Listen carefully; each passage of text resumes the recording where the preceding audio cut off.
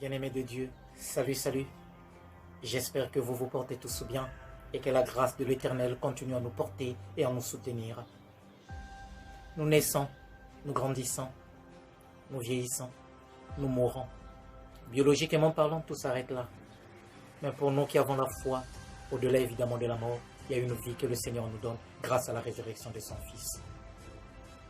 Et donc toute la vie, dans ces étapes, est traversée effectivement par la grâce de l'Éternel. Nous croyons.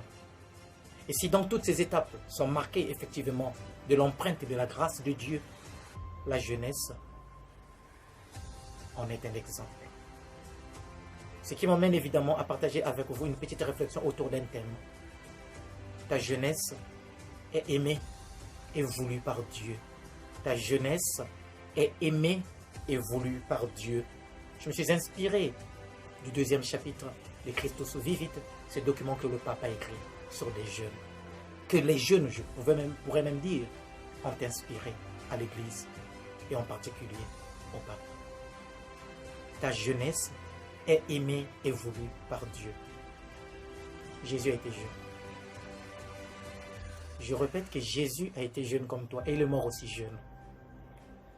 Il a réalisé tout ce qu'il a pu réaliser en étant jeune. D'après les textes, c'est à 33 ans qu'il est mort. Ça voudrait tout simplement dire qu'il est mort à l'âge où certains parmi nous sont en train aujourd'hui d'écrire les pages, n'est-ce pas, de leur histoire, leur projet. Jésus était jeune comme toi. Il était jeune comme toi, tout d'abord parce qu'il est né aussi dans une famille. Il a aimé sa famille. Il a connu des moments difficiles. Il a connu la faim. Il a connu des difficultés. Il a connu le rejet. Il a connu l'abandon, même de ses propres amis. Il a connu l'incompréhension, que ce soit des autorités religieuses ou des autorités politiques. Jésus a connu cela. Il a été jeune comme toi. Jésus a été jeune comme toi. Oui. Il a aimé aussi ses parents. Il leur est resté soumis.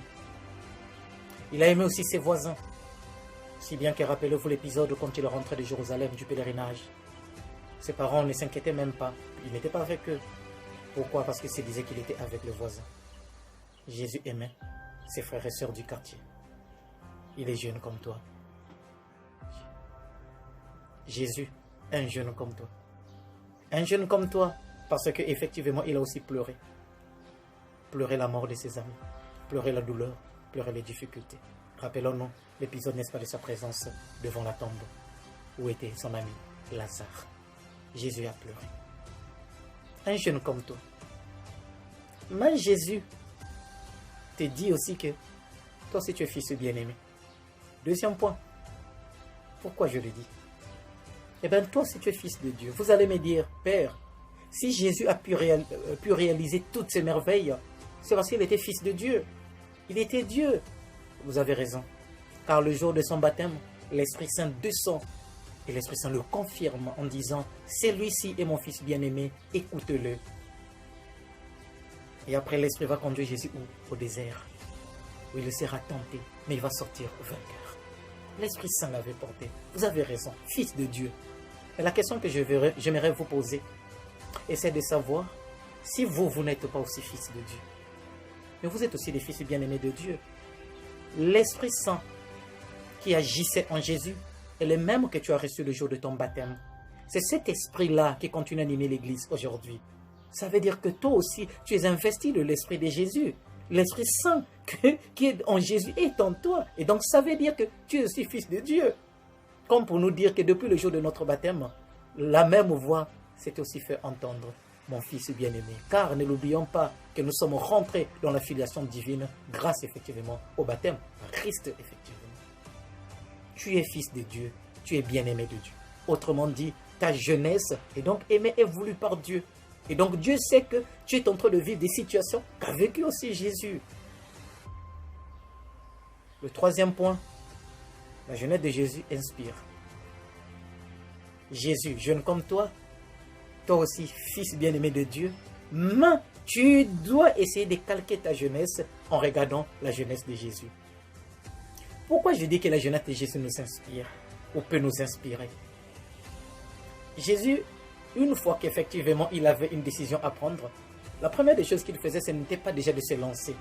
Ou quand il avait des projets à réaliser, ce n'était pas directement se lancer ou se jeter à l'eau. Qu'est-ce qu'il faisait? Eh bien, il rentrait d'abord en lui, il rentrait dans son intimité avec le Père.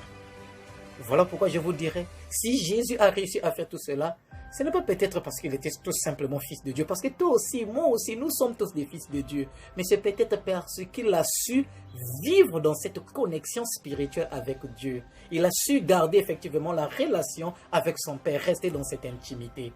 Je l'ai dit tout simplement en m'inspirant encore, n'est-ce pas, du baptême. Une fois qu'il a reçu son baptême, qu'est-ce qui s'est passé? Il est parti au désert et là, il sera tenté. Mais Jésus est sorti vainqueur grâce à quoi?